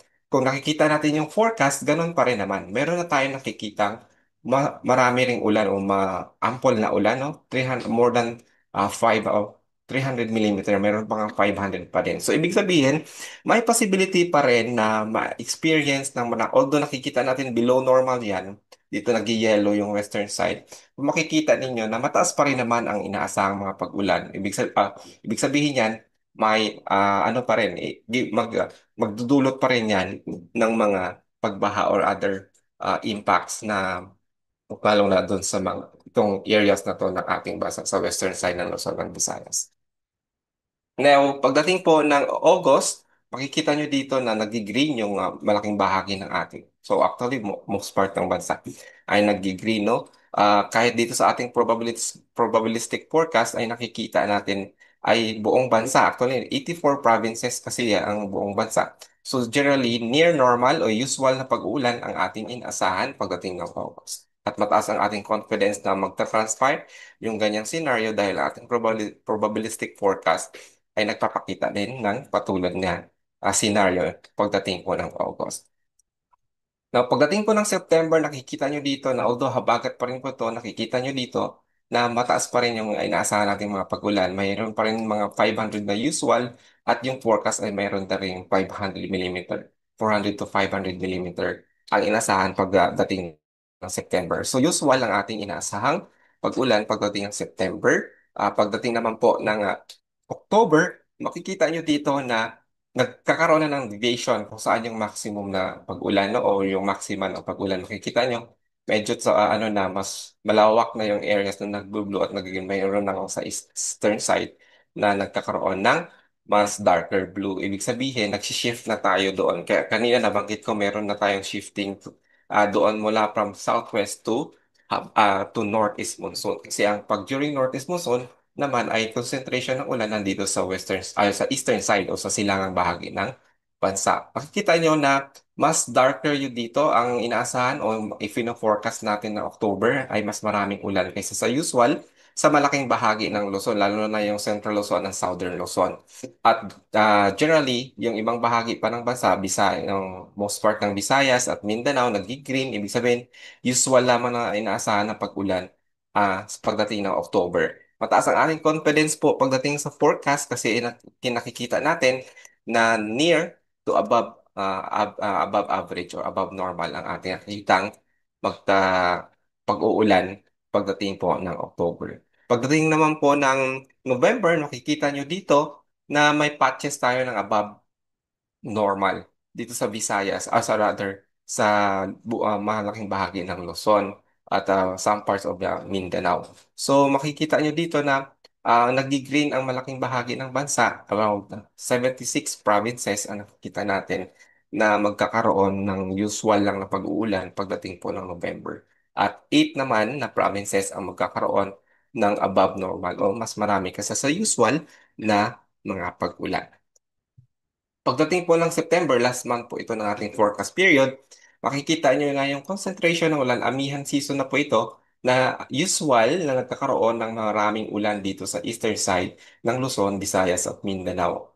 At nakaka-reach din actually ng 500 or more than 500 millimeter of rainfall. So makikita natin at pagdating sa forecast sa buwan ng Disyembre, makikita din natin na nag-dark, iitim itong bahagi ito ng ating bansa sa eastern side po ng ating bansa. So, kung titingnan natin yan, kung ihambing natin itong normal at saka forecast, so mayroon din nag-transpire na above normal sa yung nagbublue po. At most part ng bansa ay generally usual lang na pag-ulan o normal o usual na pag-ulan ang aasahan pagdating ng December.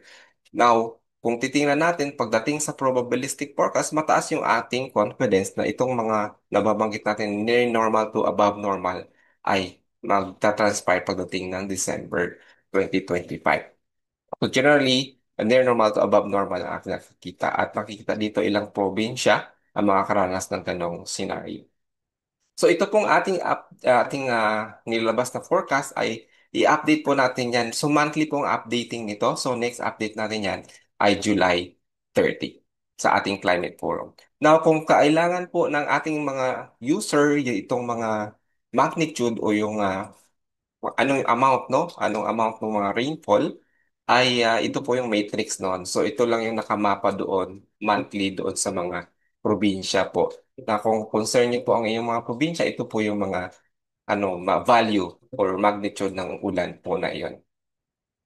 Now, marami pa po tayong ibang forecast products. So, i-scan nyo lang po itong QR code. So, mayroon pa po tayong nilalabas na mga regional rainfall. Ganun din kanina, parang inaano na natin ng region. So, meron din tayo pong select rain station for dams and lakes. Meron din tayo sa watershed areas. Meron din tayo sa river basin. Hindi na po natin isa-isahin. Pero meron din po tayo in terms of probability na forecast po sa pagdating sa rainfall. Meron din po tayong number of dry days. So, scan nyo lang po itong QR code at pupunta po kayo dun sa landing page at doon po yung updated natin na forecast parating na sisave nyo po itong link na to dahil nandyan po lahat ng aming update in terms of seasonal forecast po. So, 6 months forecast po siya, long range forecast po ang tawag natin dyan. Na pagdating naman po sa gaano tayo kainit o lamig sa mga susunod na buwan, titingnan po natin dito na nagpupula o nagpipink yung malaking bahagi ng ating bansa in the coming 6 months, no? Malaking bahagi ng ating bansa nakikita natin dyan. So, although ano lang po, representation ng ating mga synoptic station, but generally, we can have the perception na slightly above average ang ating ina-anticipate up to above average ang ating ina-anticipate. Ibig sabihin, mas mainit kaysa sa usual sa malaking bahagi ng ating bansa.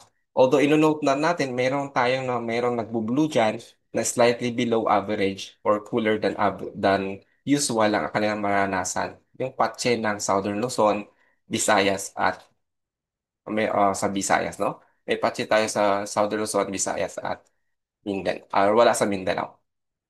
Now, in terms of extreme temperature, ito na po yung pinakamababa at saka pinakainit o pinakamataas na temperatura na ating ina-anticipate in the coming 6 months. So, makikita niyo po dito yung different areas of the country like sa Metro Manila, ang i-anticipate natin is around 36, no? Meron tayong ina-anticipate na 36 na pinakamataas sa Metro Manila at yung pinakamababa naman is around 20, 18, no? Sa December lang. Sa December, 18.8, no? So, generally kasi nasa, na tayo, cooler and dry period na tayo this time of the year. So, ating forecast po pagdating po sa expected natin na frequency o dami ng bagyo in the coming months, ay ngayong sa darating na July, inaasahan natin 2 or 3. 2 or 3 naman pagdating ng August. Sa September po, medyo tataas, 2 to 4. 2 to 4 naman sa October. At sa November, 2 or 3. December, 1 or 2. So, expected po natin, all in all, is around between 11 to 19 na bagyo ang ating inaasahan sa susunod na mga buwan. Although mayroon mga bagyo ngayon, nakita nyo kanina sa TC threat potential, so account natin yun sa June. Although hindi pa kasi tapos ang June, no? Pero ang anticipated natin in coming months ay 11 to 19 TC frequency o dami ng bagyo. Kung inyo pong inonote, atin pong inonote na ang bagyo po sa mga susunod na mga buwan ay malaki ang tsansa na nagla-landfall talaga, no? Kasi ito yung season na to, although may inonote din natin na kung may occurrence tayo ng mga thesis sa loob ng ating area of responsibility, lalo na sa July, August, September at partially sa October, ay siya yung nag enhance din ng ating habagat, di ba? So, atin pong i-monitor parate yung ating forecast pagdating po sa bagyo. Ito in general kasi seasonal po ito, bilang lang ng bagyo, but atin i-monitor yan near real time sa ating pong weather forecast doon sa ating weather forecasting po ng pag-asa. So in summary po, sa ating ENSO stats, nasa ENSO neutral condition po tayo sa ngayon. But ina-expect po natin na mag-ENSO neutral pa rin ang ating condition sa susunod na mga buwan until first half, early of 2026, no? January, February 2026. Pero titingnan po natin magmamonitor po tayo in the coming months pa rin dahil doon sa ating forecast ay malaki ang uncertainty kasi below 50% ang ating na-anticipate itong scenario na ito. Then yung La Nina is likely parang 5% lang yung difference niya with the ENSO neutral na probability. Ibig sabihin ay parang nag-aagaw sila ng probability. Not necessarily hindi natin alam but we look at that scenario as well kasi mataas ang mataas din ang kanyang probability. At based on history, ay mataas din ang probability ng La Nina kaysa sa ENSO neutral in terms of occurrence in the past.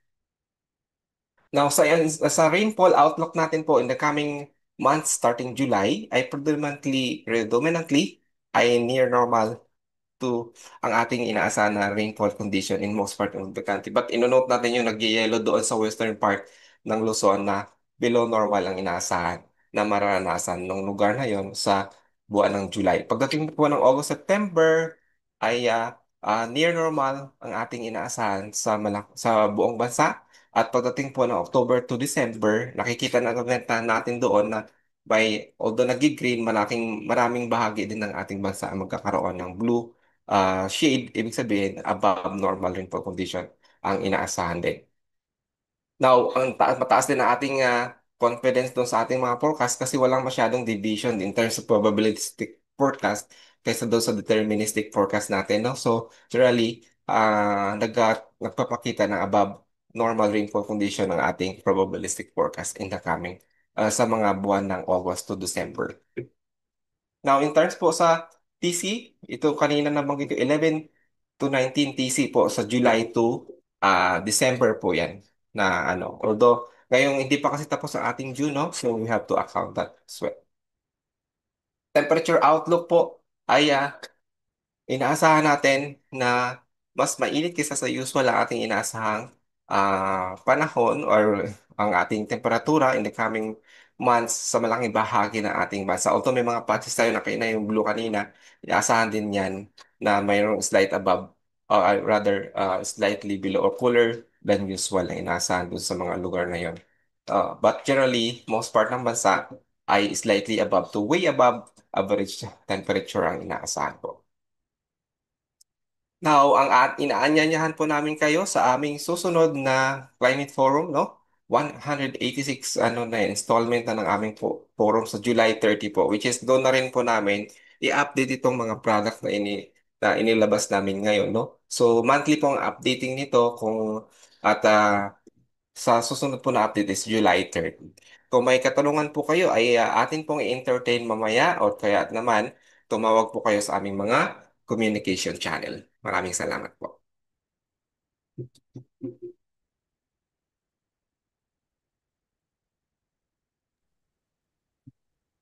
Yeah, maraming salamat, Sir Joey, for giving us the climate outlook for the next 6 months. Yung mga products po na yan ay napinakita dito sa forum. Available po yan sa DOST Pag-asa website. So, bisitahin nyo lang po yan sa www.bagong.pagasa.dost.gov.ph. So, okay. We are down to the last portion na po ng ating event. So, let's proceed na sa ating question and answer portion. And to facilitate yun pong ating open forum, let us all welcome Mr. Christine A. Protasio, Weather Observer from the Climate Monitoring and Prediction Section. Go ahead po.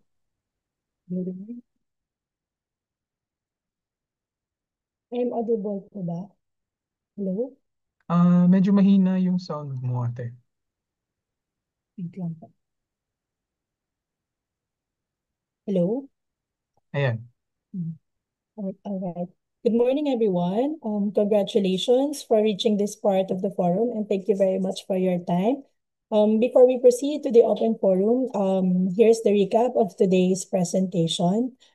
After Dr. Nathaniel Servando welcomed the participants of this forum, the weather updates was delivered by Ms. Loridine Galicia of Weather Specialist 2 of Weather Forecasting Section, while the status of our dams and watersheds from January to June 2025 was presented by Mr. Jason Bausa of Weather and Flood Forecasting Section. For the review of climate conditions from May to June 2025 was presented by Ms. Joanne May Adelino, Weather Specialist 2, and the subseasonal to seasonal forecast by Mr. Medyo Shervo, both from the climate monitoring and prediction sections of climate Pag-asa. And lastly, the climate outlook for July to December 2025 was presented by Mr. Joey Figuracion, also from the climate monitoring prediction section of the Pag-asa. To those participants po na di nakaabot sa mga presentations, we can watch the replay po on our FB page and YouTube po. So let's proceed na po to the open forum po, or the question and answer portion parts. For clarifications and concerns po, is there any questions po ba from the Zoom participants?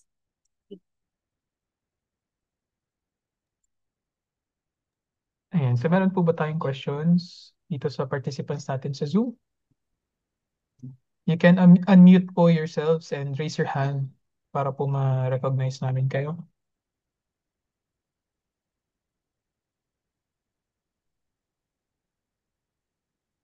Ayan. So siguro ata before that, ano ko lang, no, sabihin ko na yung evaluation form po natin as well as yung certificate of attendance. Yes po. Mamaya po.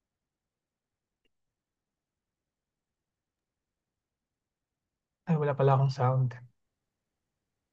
Ayun, so yung pong attendance natin and evaluation form, mamaya po after nitong open forum, no? And after nyo po yung sagutan, magkakaroon po kayo ng copies ng presentations as well as yung inyong certificate of attendance. So once again, meron po ba tayong question from our participants?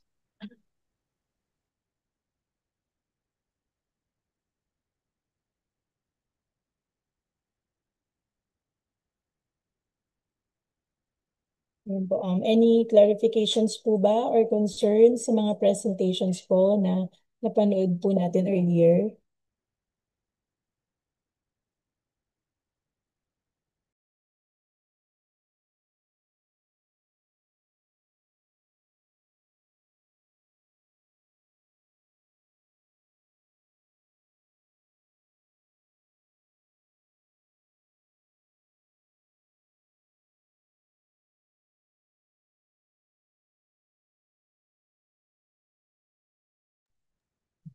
Mukhang clear yung presentations, no?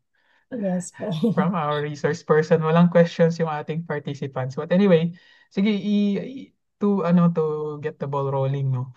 Itanong ko na lang po if nandito po si Sir Jason Bausa, if meron po bang significant impacts yung ating pinalitang tropical depression outside of PAR dun sa ating watersheds na binabantayan, sir? Dun sa mga sa ano natin? Hello? Yes, sir. Hello po. Yung ano po, yung current water level ng mga dams po nasa normal condition pa naman po, kaya hindi niya pa po na-meet yung normal high water level. So expect natin na hindi pa po siya at critical or risk condition. Salamat po.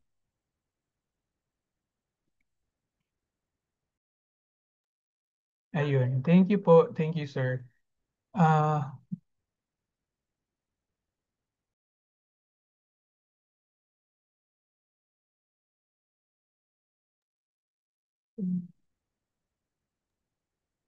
po. Parang, Sir Michael ayan. Dumlao po. Sige po, you can open your mic po. Good morning, ma'am. Magandang umaga po sa lahat, sir.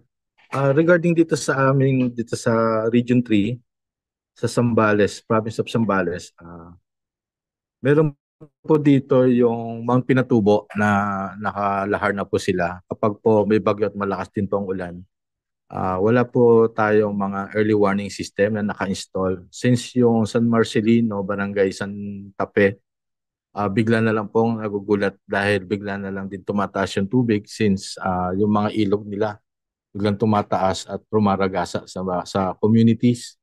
At yun din po ang aming pong Ang amin po rito ay ang Pampanga River Flood Forecasting Warning Center is concentrated lang din po sa ating Pampanga River Upper and Lower Pampanga River. So dito po sa gawing western po sa Zambales, ang amin po mga ilog dito is Pamarawan, Bukaw River and Lawis. So gusto rin po sana namin na paano po ma-monitor ang sukat din po ng tubig from upstream, lalo na rin po yung dun sa gawing Pinatubo area na lahat po wala na rin po mga kagubatan doon.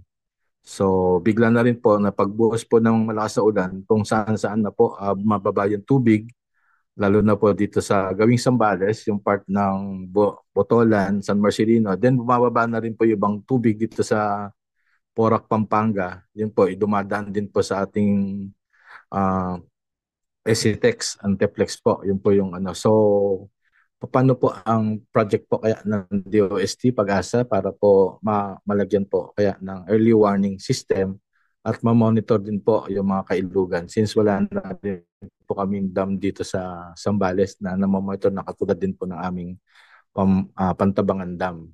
So yun lang po kasi po mukhang nababudgetan na rin po ng ating mga LGUs yung mga early warning system, pero po siguro po sa maramihang monitoring natin sa mga pinatubo at pababa po dito sa Zambales at yung po bumababa sa kanilang mga highways, yung tubig at sa mga communities. Yun lang po. Maraming salamat po. Thank you very much po, Sir Michael Dumlao. Is there anyone pa po na meron pong concerns or gusto pong i-share sa experience niyo po from this weather events po recently? Or questions po? Ay, ate, siguro to answer yung question ni Sir Michael, sino po kaya from our resource person yung pwedeng makasagot nung tanong ni Sir, no? Ano po yung early warning measures po ba yun? Kanina nabanggit niya, Sir? Ma'am Ana? Ah, yes, sir. Good morning po. So, sir, salamat po dun sa information na ibinigay ninyo. So, i-channel po namin, sir, dun sa mga kinaukulan, lalo na po dun sa PRSD, sa Pag-asa Regional Services Division, na nakakasakop po dyan sa may Zambales, sir, i-inform po natin para po magkaroon po tayo ng magawan natin po ng paraan yung pong nabanggit nyo, sir. So, sir, ano na lang po, although naka-record naman po ito, so chat na lang din, sir, po, in particular, kung saan po yung lugar na yan. And then we will address po yan, ibibigay po natin sa ating sa mga ating principals, lalo na po dito sa nakakasakop po dun sa ating PRSD po, dyan po sa Pag-asa Regional Services Division. So kung hindi po ako nagkakamali, either sa NCR or sa Northern Luzon PRSD. So ibibigay po natin. Sir, lang po yung particular na lugar at yung river center, river basin, sir. Paki-message na lang din po, sir. And siguro kung may mayaan po, may idadagdag po yung ating mga kasama from the OST Pag-asa as well.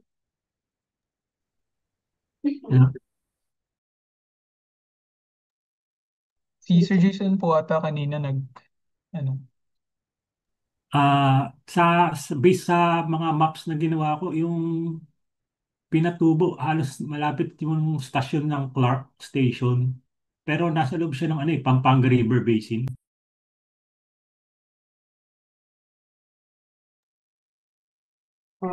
Ayun, sige sir. Siguro ano na lang natin, sige Sir Jason, i-address na lang din po para yung concern ni Sir Dumlao ma-address din po ng Pag-asa dahil kung halimbawa po ay yung mga ganun magiging perennial na mga events, so siguro po kailangan din po na ma-monitor din po yon ng DOST Pag-asa. So thank you po Sir Dumlao for informing po, and ipapahatid po natin ito sa ating mga principals po dito sa Pag-asa, sir. Thank you po.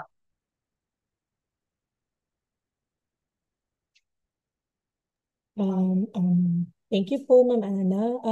Meron po tayong question dito po sa ating chat box. May tanong galing sa NLEX. Meron daw ba annual rainfall estimate or maximum rainfall estimates for Central Luzon? Meron po tayo dun sa lahat po ng mga istasyon sa may Central Luzon. So, kung mismo po dun sa NLEX, so yung mga wala po tayong mga station sa may mismong NLEX, pero diyan po sa may parte ng Central Luzon. So, yung mga stations po located sa Central Luzon, meron po tayong mga historical rainfall estimates and annual rainfall po. So, ano po, sir, i-chat nyo lang po dito and we could provide you po yung link para makita nyo din po yung mga area of interest nyo dyan sa Central Luzon para malaman nyo po kung ano po yung mga historical rainfall occurrences po yan kahit through graphs lang po. Or pwede po mag-send po ako dito ng isang link na pwede nyo pong makita or pwede pong kung kakailanganin nyo po sa mga studies nyo or sa mga policies nyo. So meron po naman din tayong link sa Pag-asa website para po dun sa mag-request po tayo ng data. So kung kailangan nyo po yung mga historical data, yung data request po ay meron po tayong link na matatagpuan po dun sa climate data request po sa website ni Pag-asa. But for now, I could provide you some link para po makita nyo lang at least yung graphical representation po ng mga rainfall estimate diyan po sa mga lugar sa Central Luzon. I'll send you a link, sir. Thank you, classmate. Sa akin ang tanong galing. Alright. Thank you po, Sir Nestor, and thank you po. Thank you po, Ma'am Ana. Anyone pa po na meron pong questions, concerns, clarifications po sa mga participants po natin sa Zoom? Alright, wala din po kasi tayong, so far wala po tayong questions from Facebook po na live and then YouTube po. So, if there are no questions na po or any additional informations po, if wala na po, I will give the mic na po back to our MC, Mr. Jeremy. Thank you po. And thank you so much, Ms. Christine, for facilitating our open forum. And to give us naman po the closing remarks and to formally end our program, let us all welcome Ms. Telma A. Cinco, the Chief of the Climatology and Agro-Meteorology Division. Ma'am Telma. Okay. Magandang umaga sa ating lahat. Maraming salamat, Jerem. At medyo walang ganong katanungan kasi siguro walang mga nakaraan ng mga bagyo na active. But I would like to first acknowledge ating administrator kanina, si Dr. Nansen, on behalf of our Deputy Administrator, Dr. Mar. I want to thank all our partners na laging sumusubaybay sa ating monthly climate forum. So umabot tayo 156 towards the end, ano? And also our nanonood sa FB and YouTube channel. So gusto ko din magpasalamat sa lahat ng ating mga kasamahan sa Pag-asa na ang ating mga resource person who were able to share their expertise and na pwedeng makatulong sa atin. So, tandaan natin na ang average na bagyo natin ay 19 to 20. So, nakakaisa pa lang tayo, no? Although sabi nga ni Jerem kanina, is ni Joey is pwedeng towards the end ay madagdagan. Pero yung June natin, yan, si Aurin pa lang, no? So, yung forecast natin, 11 to 19. But let us also remember ang paghahanda dahil nag-start na yung rainy season, right? So, natatandaan ko ng 2020, ang first na bagyo was May, Ambo yun. Tapos, followed na ng walang ganong bagyo. Pagdating ng August, anim ba yung, Yes, 6. So, pwedeng mangyari uli yung KLMNOP, no?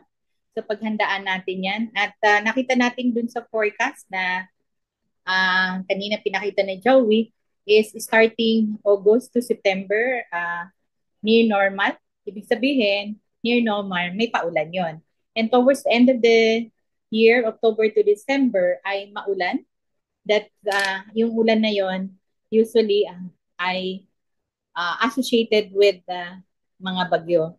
So, ang climate forecast is an indicator for us for our tactical plans and to inform our activities in the upcoming month. So, maraming salamat at ang nakikita ENSO pa rin ENSO neutral, but there's also a may chance din na La Nina, pero ang ano natin is neutral towards the end of the year as well as towards the first quarter of the year. Right? So, with that, kaya ano natin is nagkaroon tayo ng last week ang pag-asa na gano'n ng yung typhoon and flood awareness week na in Loans last week yung panahon. So kung hindi nyo alam yung aming bagong nakatago kasi. So pagpuntahan nyo yung ating website, i-click nyo yung weather monitoring tool. Pakita natin yan, anong Jerem? Yung weather monitoring tool at makita natin yung parang windy, no? So, pwede nyong subukan. Nandyan na yung mga synaptic station, automatic station. So, yung mga nagtatanong kanina ng datos ng mga available na mga istasyon ni Pag-asa ay naka-online na rin siya. So, at pati forecast, nandyan na rin. So, pwede nyo siyang bisitahin. Siguro, i-recommend natin na nasa front na ni Pag-asa kasi nasa loob, no? Nasa yung panahon na yan. So, all our, it was loans last week. So, lahat ng ating mga warnings will be there. Isang mapa, naging seamless siya from weather. So, yung 10-day namin na forecast ay ilalagay na rin natin dyan later on. So, yung forecast kasi yun yung windy natin, yung forecast. Yan. So, meron na tayong windy na So, with that, gusto kong magpasalamat sa ating lahat at hopefully in the upcoming next na Climate Forum, you'll still join us at magandang umaga sa ating lahat and good day. See you in the 186 Climate Forum next month. Salamat! And thank you so much, Ma'am Telma, for giving us the closing remarks. Maraming salamat po. So all that concludes our event. So let's give ourselves a virtual round of applause. Ayan, so maraming salamat po sa mga nanood at nag-participate dito sa ating 185th Climate Forum. So if pa-flash po namin yung forum survey and link para po doon sa ating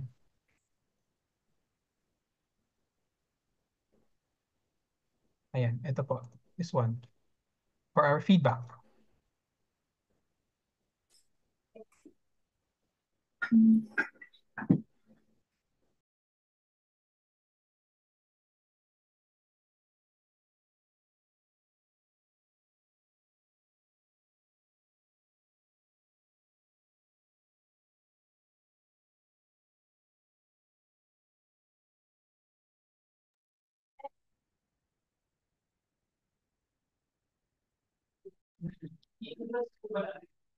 Oo, sige. May question po dito yung sa lightning data sa panahon portal, lagi po siya nagdada. Sir, ako i-coordinate po namin, i-check po namin dun sa dun sa ICT natin, sir, dun sa yung sa panahon portal kasi baka marami po yung nag-aano dun sa portal natin dito sa panahon kasi pinapopularize po natin ito ngayon. So baka marami po yung nag-a-access dito and nagda-down po yung portal. I-check po namin, coordinate namin sa ICT, sir. Dito naman po, yung 10 days, kung available na po ba, excuse me. malapit na po. Email, inform po namin kayo.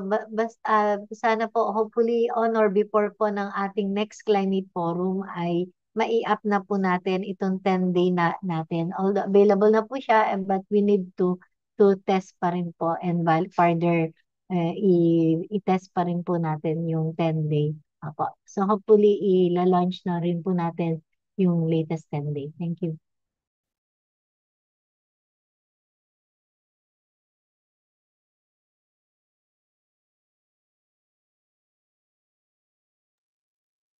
Okay, so once again, i-scan nyo lang po itong QR code na naka-flash sa screen as well as i-type yung bit.ly link na yan, bit.ly/185 CF survey para po magkaroon kayo ng copies ng presentations as well as certificate of attendance. Salamat po.